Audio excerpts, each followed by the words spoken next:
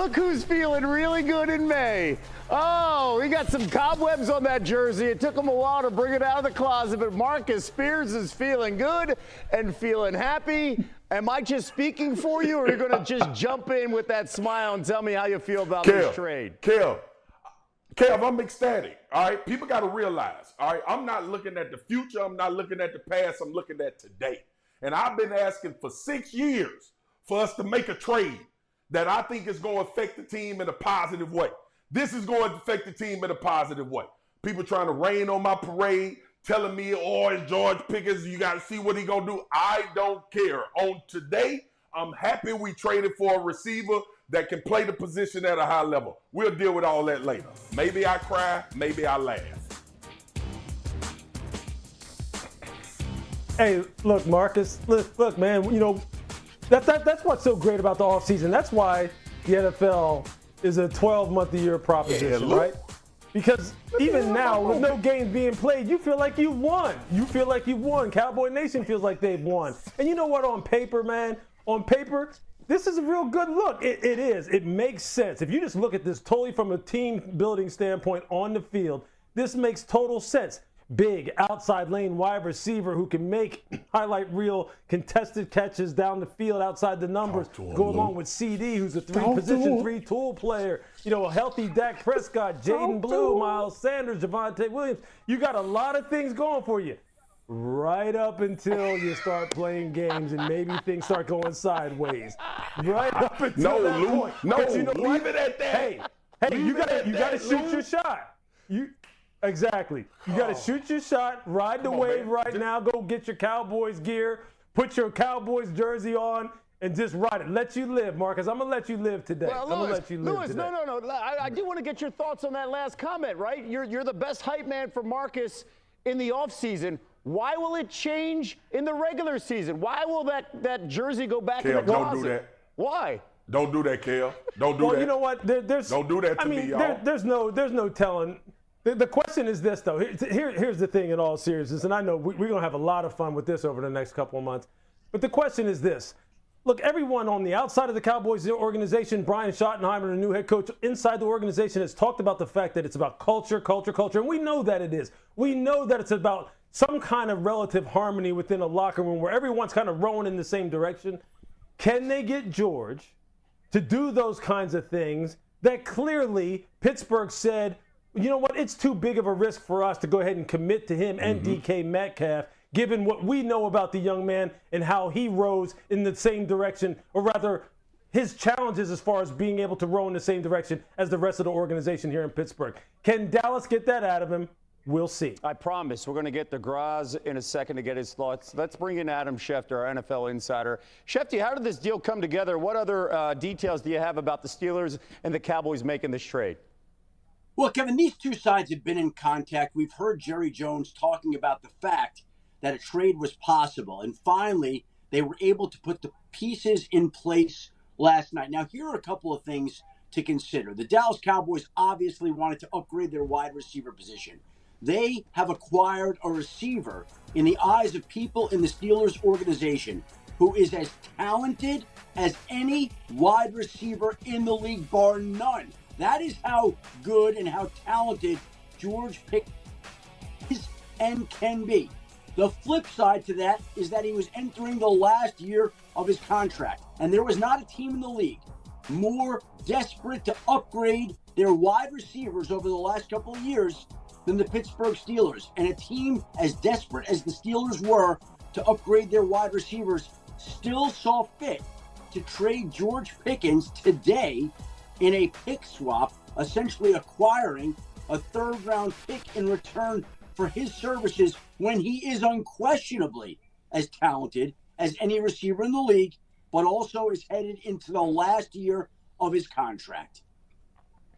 Garage, jump in. You look at like the Cowboys and the players they like to acquire when they go out in free agency or make trades. George Pickens, 24 years old. So if there are any issues that follow him from Pittsburgh, you have the ability to say to yourself, well, he's 24 years old. There's time to grow. There's time to change, get better at the things he needs to work on.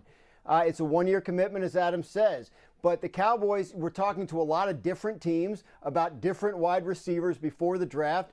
The draft happens. They don't really get one. I think if Teteroa McMillan had been there at number 12, then the Cowboys may have taken him, and this trade may never happen. But once they come out of the draft without a receiver, the talks pick back up. They're willing to pay a little bit more, go up to a third-round pick for George Pickens, and they get him for 1 year, and they'll see. If they extend him, I think that would be a surprise at this point. But it doesn't mean he can't be there long term if he shows up and produces for them the way they hope he does this coming season.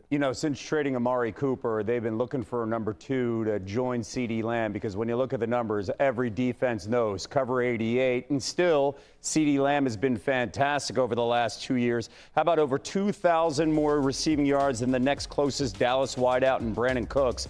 That was the largest difference between a team's top 2 receivers in the league. Look at that gap disparity. And Marcus, let's bring it back here in the conversation. You're smiling because how does this change the offense for Brian Schottenheimer and Dak Prescott to have these 2 guys on the outside? All right, Kev, I got my celebration out the way. One, everything that Lou, Shefty, and Graz said is important. The culture is going to matter. Yeah. And the culture is the players he's playing with. But on the field, it takes pressure off. Like, we've talked about this number 2 wide receiver position ad nauseum for the Dallas Cowboys, and they've been trying to fill in gaps and fill in roles and all of that stuff. I thought Michael Gallup back in a few years ago was trending towards being that guy. But what it does is it opens up this offense. Brian Schottenheimer talked about when he got the job that he wanted to become a more shifts and motion. He wanted to kind of innovate this offense a little bit and update it. And what you see now, especially look no further than your Philadelphia Eagles, Kev, when you have 2 real threats that are on the field, it makes defenses play you differently. And you win before the actual snap. So that's what I'm thinking. The excitement comes from that. Matchup problems. Who do we leave one-on-one when we double CeeDee Lamb? We have a guy that we know can win on the outside. Everything revolving around this George Pickens trade is about his availability, and is he going to bring a maturity that's needed in order to stay on the field and be available for games. If he does that, this offense is going to be a problem with those 2 guys on the outside. Yeah, look, I remember Devontae Adams one time. I asked him the question. I said, what really defines a true number 1 wide receiver in your mind? Because we all have subjective opinions about what does that look like. And so quite honestly, George has exactly the characteristic that Devontae had told me at that time, which is a guy who can line up outside the numbers where the boundary is right there. So he doesn't have the whole middle of the field to work with. He is literally confined to a tight space. He's going to be faced with man coverage. And this guy can just win in a contested environment time after time after time. That's what he can do. It's just one-on-one. Whether he's covered or not, you can throw the football to him and he can make the play. George can do that. That's why people talk about George the way in which they do, which is he's as talented as any wide receiver in the NFL. That has never been a question about George Pickens. His talent has never been a question. For you, though, to feel as though it isn't worth the risk, or rather the risk is too great for you to wind up extending this young man, whether or not you have DK Metcalf or not. This was a guy who was homegrown. Okay, he was picked by the Steelers. Right. Mike Tomlin was mentoring him. For him to go ahead and move on from him at this point in time raises a red flag. It just does. But his talent is unquestioned, and that's exactly what Dallas was looking for. And there's some historical context to this. Like, Dallas hasn't been shy of bringing in receivers that have baggage, stuff that comes along with them. Brought in T.O. while I was there, and T.O. performed phenomenally. Dez Bryant in the draft. They brought guys that have been very, very good and have done phenomenal things. And I think this is something that, quite frankly, Jerry Jones personally takes on as a task, to get these type of guys to the level in which people think they can play. So I don't think it's that far-fetched that this move is made by Dallas. There's some historical reference to that specific position and the guys that they've decided to take shots on with uber talent. When you talk to people who have coached George Pickens in Pittsburgh, they'll tell you the great stuff is really great, game-winning level great. The negative is sort of game-losing level negative, right? He won't run a route correctly, or he'll just kind of space out. again, just 24. I will point out, and Dallas would point this out, this will be the best quarterback he's ever played with. The best, probably the best leader at the quarterback position that he's ever played with. And the structure around him, with CeeDee Lamb there as the clear number one, I think they feel like is going to be good in terms of getting the absolute best out of George Pickens, which, as you guys point out, can be exceptional.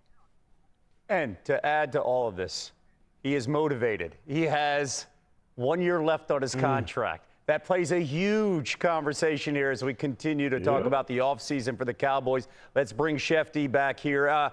Let's talk about the quarterback here. We saw Dak Prescott's season come to a quick end in the fall due to a hamstring injury that required surgery. What are the expectations for Dak, a healthy Dak, at the start of the season?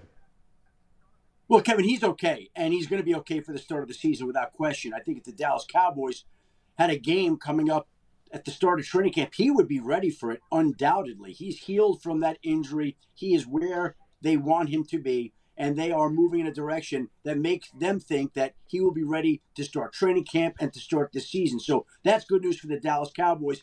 Dak can begin working that chemistry with George Pickens, Javonte Williams, and the new members of this new-look Dallas offense. Okay, I mentioned contract, and when you talk about contracts and that final year, it hangs over the Cowboys. What's the status of a new deal for Micah Parsons now in Big D? Well, what's interesting here, as it pertains to today, is that Micah Parsons is represented by David Mulgeta.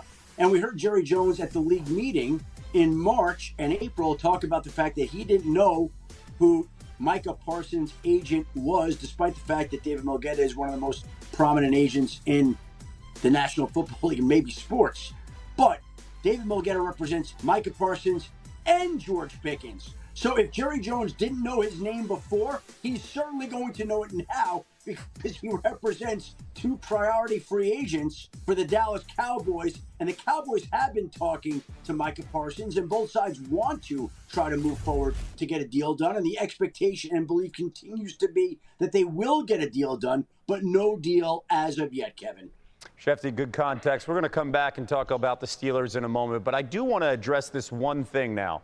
Marcus, the dust has settled a little bit. You feel really good about this trade.